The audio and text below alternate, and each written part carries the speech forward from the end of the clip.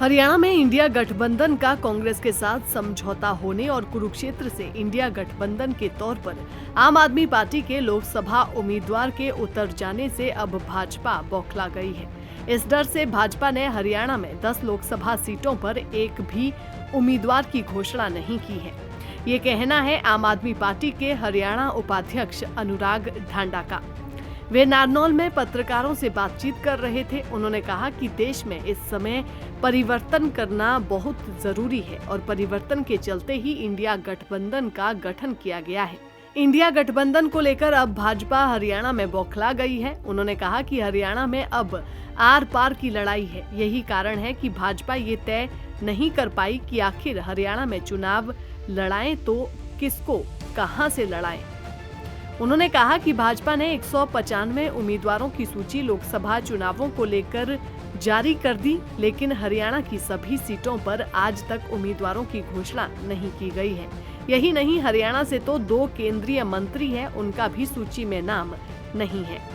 आम आदमी पार्टी के हरियाणा उपाध्यक्ष अनुराग ढांडा ने कहा कि हरियाणा में कुरुक्षेत्र से आम आदमी पार्टी ने सबसे पहले अपना उम्मीदवार घोषित किया है। उन्होंने दावा किया है कि लोकसभा चुनावों में आने वाले परिणाम इंडिया गठबंधन के पक्ष में काफी रोचक होंगे। इंडिया गठबंधन जब से बना है हरियाणा के अंदर, तब से भारतीय जनता पार्टी में एक अजीब तरीके का डर, एक बौखलाहट है। भारतीय जनता पार्टी को यह समझ आ गया है कि अब हरियाणा में आर पार की सीधी टक्कर होनी है। इसलिए जब से आम आदमी पार्टी और कांग्रेस ने मिलकर के इंडिया गठबंधन में चुनाव लड़ने का फैसला किया है, तब से भारतीय जनता पार्टी ये तय नहीं कर पा रही है कि किसको चुनाव लड़ाएं और किसको ना लड़ाएं। भारतीय जनता पार्टी ने 195 सीटों पर अपने उम्मीदवार घोषित किए पूरे देश में। सारे दिग्गज नेता भारतीय जनता पार्टी के पहली लिस्ट में शामिल हैं, लेकिन हरियाणा की 10 में से एक भी सीट पर भारतीय जनता पार्टी उम्मीदवार घोषित करने की हिम्मत नहीं जुटा पा रही है, जिसमें प्रदेश के अध्यक्ष भी खुद शामिल हैं।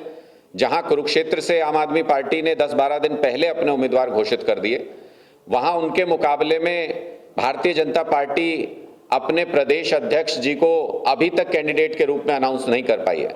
2 केंद्रीय मंत्री, जिनमें से इस इलाके से भी आते हैं, 2 केंद्रीय मंत्री जिनका नाम पहली लिस्ट से गायब था भारतीय जनता पार्टी के।